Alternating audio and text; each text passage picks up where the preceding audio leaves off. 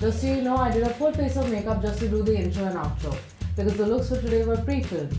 They were supposed to be part of one video, but I went ahead and segregated them. Also, I know my hair looks weird, I don't want to talk about it. Hey guys, this is part 2 of my 4 different smoky eye looks. I was supposed to club them together like I said, but I know some of you guys wouldn't stick around for that long and I get that. So last week you guys saw a video of 2 of my soft and classic smoky eye looks with the addition of a few product suggestions and some tips and tricks I gave out for free. But in case you haven't watched that, I'll put up the link here so you guys can go watch that first and get some insight. Because in this video, we're doing 2 ultra glam smoky eye looks for today and we're getting straight on with the video. This is the first look. I'm calling this the Blackout. This is the other traditional smoky eye that people do. It's a little more glam, but I toned down the glam a wee bit for all the newbies out here. I don't like this particular look on myself, but what the hell, let's begin. For these looks, we will be using eyeshadow primer instead of concealer for the base because there is more stamping of eyeshadow than blending. But there is a lot of blending too, don't hold thy breath. Anyway, I'm taking this peachy transition shade from the Viseart Neutral Mattes palette on a tapered blending brush. You can use any peach eyeshadow that is only one shade darker than your skin tone and then blend that into your crease in windshield wiper motions. This is going to be the foundation of the whole look. Now I'm going in with this peachy shade that is slightly darker than the previous one. You do the same with whatever palette you own. It basically has to be 2 shades darker than your skin tone. And now I am going with this orange shade, and of course you can use any orange from any palette you own. And when you blend that into your crease, make sure you really apply it into the socket this time instead of applying it all over, because that's how you can see the gradient and dimension. Yes, I will be using these words a lot. All these looks may look the same, but they pretty much have the same rules. From the Wet n Wild Nude Awakening palette, I'm going with this maroon shade on a taper blending brush and then I'm applying this even deeper into the socket. I love doing this because it makes the gradient look one with the skin. And make sure you blend out well. Remember, no harsh lines. Now I will be using that good old smudgy Kohl liner and I will be applying this close to the lash line. And this time, I have to make a thicker liner, but when you're doing this, make sure you stop at the outer corner because we are not making any wings just yet. And then with the smudger brush, start smudging that slowly and blending that upward, but make sure once you reach near the crease, you stop. This is because, like I said before, black spreads and we don't want that. I applied a little more of the liner the exact same way and smudged it out the exact same way. You want to repeat this step twice because you want to intensify the depth of the black. I'm finally taking this brown shade into the crease because this will not only build the gradient but will also merge the black eyeshadow well. On a flat dense brush, I'm taking the black from the Nude Awakening palette and then stamping it on carefully all over the lid. But again, make sure that you don't take it right into the socket but very softly swipe a little under the crease. I really don't know how else to explain it, but I hope what you see me doing can make up for my lack of words. Then go back with your blending brush and blend out the crease, but very gently or the black will travel north. Now is the time when you take your smudgy Kohl eyeliner and make a wing. Just make sure that you drag it inward more than outward, just like I'm doing right here. Do the exact same stroke once you start smudging it with the brush as well, just like I'm doing right here. Also, is it just me or is my narration starting to sound extremely dirty? Anyway, I'm going back with a little more black eyeshadow on the lid and make sure you apply it in a stamping motion every time you do this and then blend it out with nothing on the blending brush. But again, always remember, be gentle when dealing with black eyeshadow. And with a really clean blending brush, blend out a little above the crease to eliminate the harsh lines like we always do on Pim's channel. Going back with the peachy transition shade, I'll do a slight wash on both my eyes to give them a little oomph. And finally, with a Q-tip dipped in makeup remover, clean up the outer corners and the debris or transfer on the under eye. Curl your lashes well and apply a good amount of mascara. Upper eyes done, so let me now do the face makeup. Face makeup done, and now I'm gonna go ahead and line my waterline. Then I'm gonna take the smudgy Kohl liner on an angled brush and start applying that from the outer corner and drag it inwards and apply it in a way that it looks like an extension of the wing above and also very close to the lash line. And drag it towards the middle, but not all the way. Smudge the liner trace in the middle just like I'm doing right here. It gives it an ombre effect. Smudge that out with your pencil smudger brush, but make sure that you hold the brush over the tip and smudge gently. This will create the prettiest smoked out under eye. Smudge it out further with your blending brush, but make sure it has no product on it. And don't worry, I did not forget about my other under eye. Apply mascara and lots of it. Now I'm taking the white shade on a small synthetic brush and applying that on the inner corners.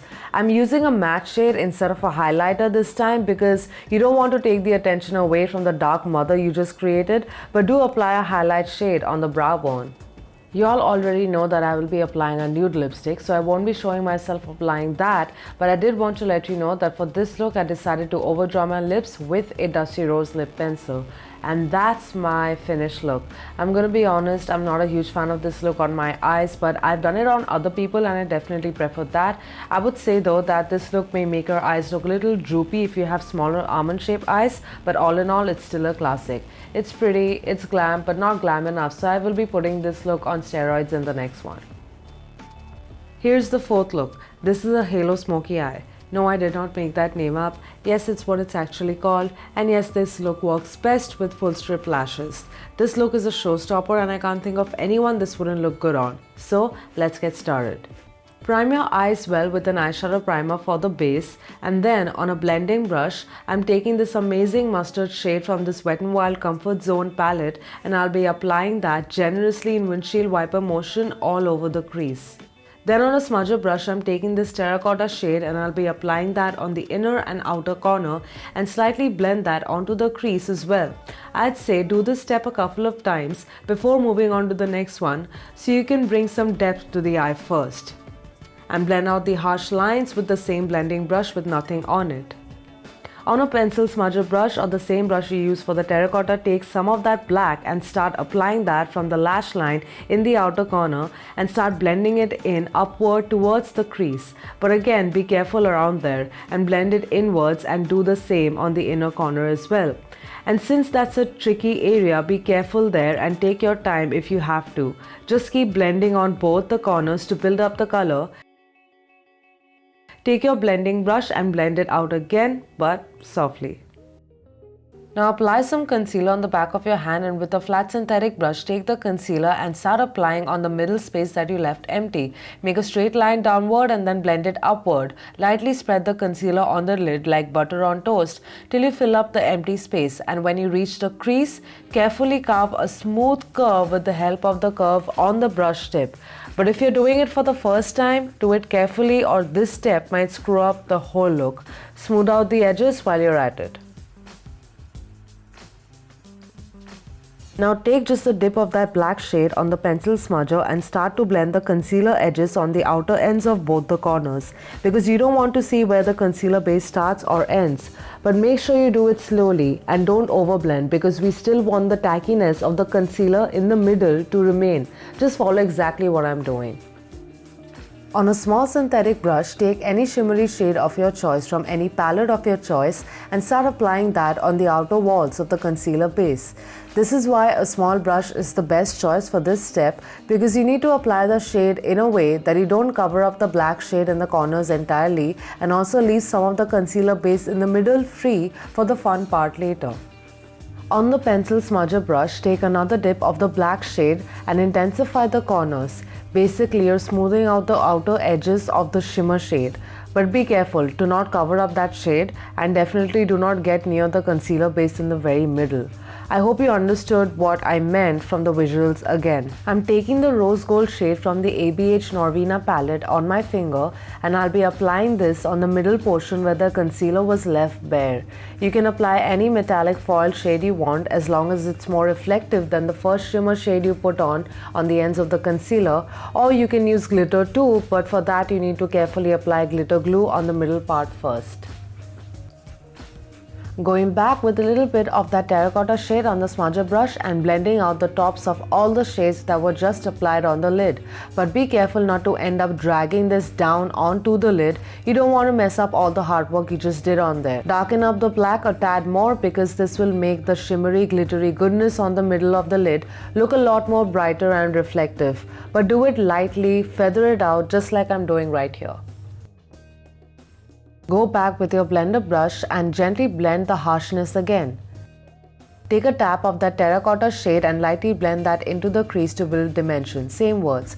And I'm also taking the maroon shade again and popping that a little bit into the crease too. But again, be gentle, and make sure you always smooth out anything you apply. Because why? Because it is a smoky eye. But blend from a distance because you don't want to blend away everything you took the time to apply. So the upper eye is done, but it looks weird because I haven't done my lashes. So I'm gonna do that, do my face makeup and be back for the lower lash line. And I'm back, face is done, lashes are on, and now let's finish this puppy out. Taking the black shade and applying that from the outer corner just like last time and drag it inward but only 1/3 of your eye. And here's something new, you need to do the same thing on the inner corner as well. Apply it in the corner and drag it inward, but make sure that the middle is left empty, just like I did on my lid.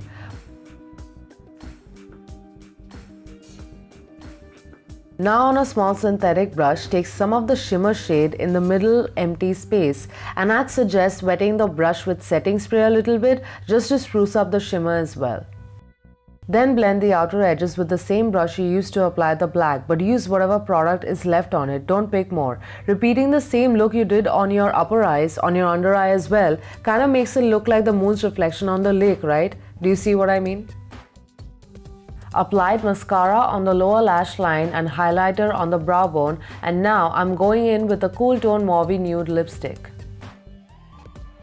And that's the finished look. Yeah, this look is definitely not for the faint of heart and definitely for special occasions, but it is flattering on anybody and really fun to do. Let me know how you liked mine. It's a lot more fun when you mix and match colors too, so let me know if you want to see how many color combos I can come up with, and we'll make a day of it. So I hope you like these looks and I hope the tips were helpful as well. And like I've said before, if you choose to recreate any of these 4 looks, please take a picture and tag me. My Instagram is @pinbossmua, and I love you forever. And maybe follow me as well. And if you watched this far, comment glitter glue. Like this video if you liked it, subscribe if you haven't already, and I'll see you guys on the next one. Bye.